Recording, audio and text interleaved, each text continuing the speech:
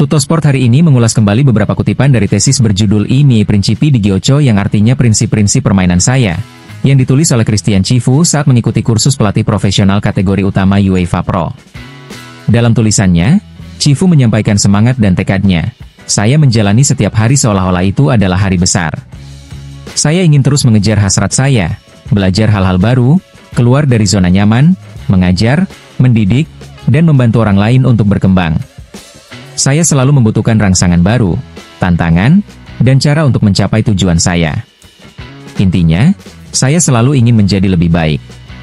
Selain itu, saya memiliki ambisi untuk mengatasi setiap kesulitan dan terus menguji diri saya berdasarkan ide tentang sepak bola yang saya miliki, apa yang telah saya pelajari, saya alami, atau yang diajarkan kepada saya.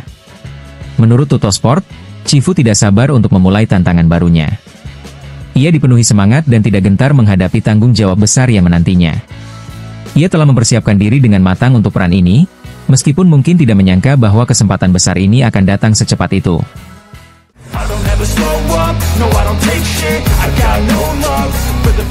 Bukan hanya Inter Milan yang tertarik pada Angeon Bonni. Menurut laporan Tuttosport, Napoli juga tengah membidik penyerang muda tersebut. Namun, ada satu faktor yang bisa memberikan keunggulan bagi Inter dalam perburuan ini, yaitu kehadiran Christian Cifu. Masih menurut Tuttosport, Inter sedang melakukan tekanan kuat tidak hanya kepada Bonni, tetapi juga kepada Rasmus Højlund.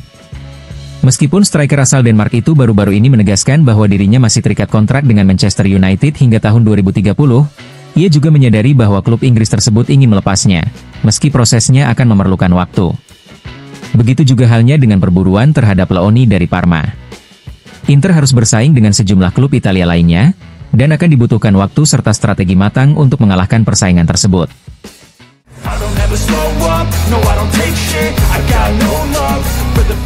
Pernyataan Rasmus Højlund kemarin tampak seolah menutup kemungkinan dirinya meninggalkan Manchester United.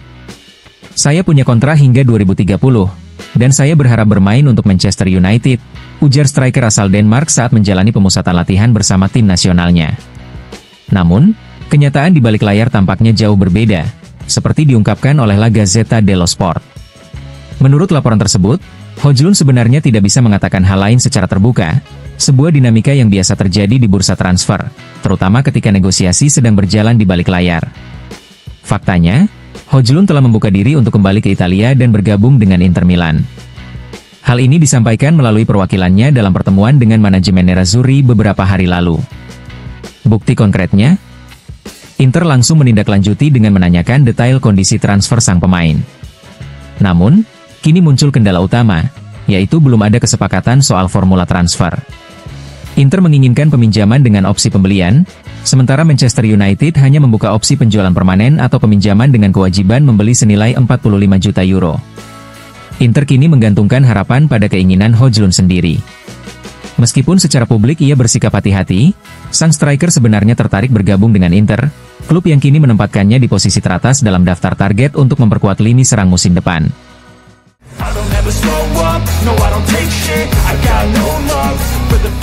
Bukan hanya Højlund yang masuk dalam radar Inter Milan.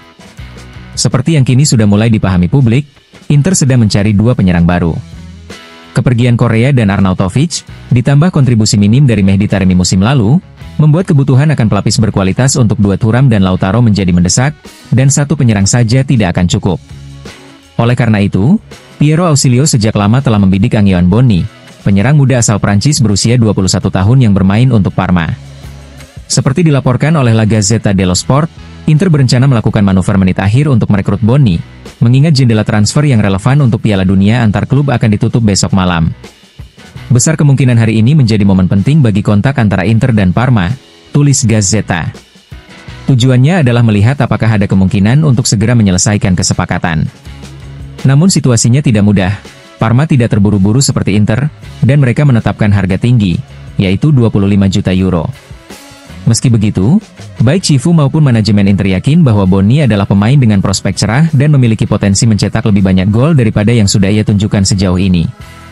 Rencana Inter pun semakin jelas, Bonni untuk sekarang, Højlund menyusul di kemudian hari. Dua penyerang untuk memperkuat lini depan dan menghindari kesalahan rekrutmen yang pernah terjadi di masa lalu.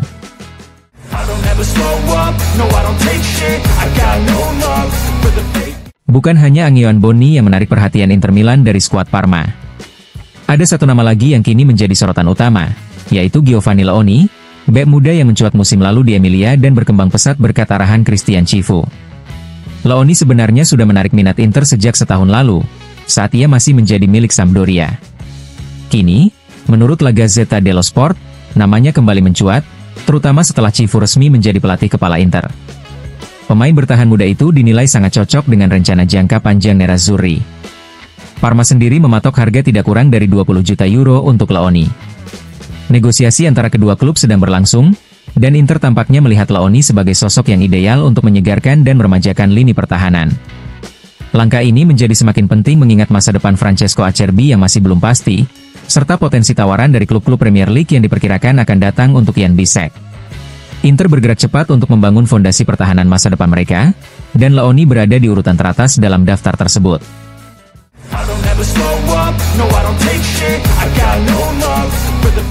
Setelah Giovanni Leoni dan Angeon Bonni, Inter kini membidik pemain ketiga dari Parma, Mandela Keita. Menurut Corriere dello Sport, gelandang bertahan asal Belgia itu masuk radar Nerazzurri berkat rekomendasi langsung dari Christian Cifu, yang sempat melatihnya di Parma. Keita, kelahiran 2002, adalah pemain andalan Cifu dalam fase krusial musim lalu, tampil penuh dalam 12 laga berturut-turut. Cifu melihat Keita sebagai sosok ideal untuk menjadi gelandang bertahan murni, posisi yang belum dimiliki Inter saat ini dan krusial bagi skema permainan sang pelatih.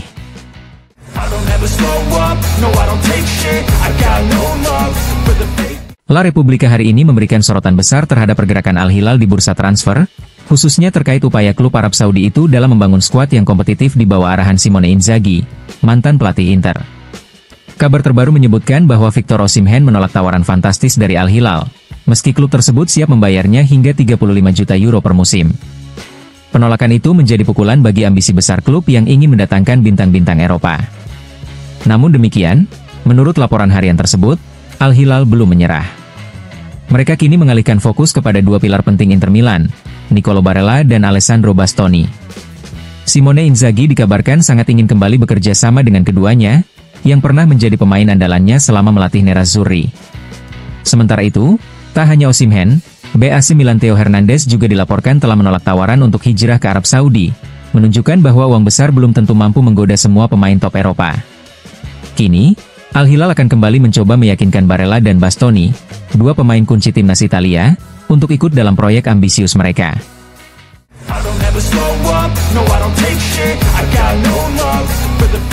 Fabio Capello angkat suara di radio Anch'io Lo Sport sehari setelah konferensi pers perpisahan Luciano Spalletti dari kursi pelatih timnas Italia.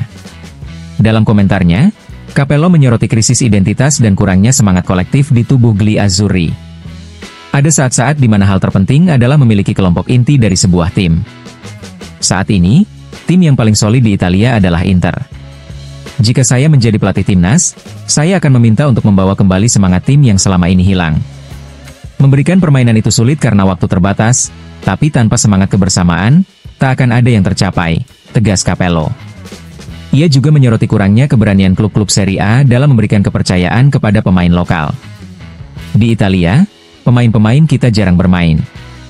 Beberapa pemain asing yang kualitasnya biasa saja dibeli, padahal kita bisa mengandalkan pemain Italia. Napoli dan Inter di Serie A dan Liga Champions adalah tim dengan pemain Italia terbanyak.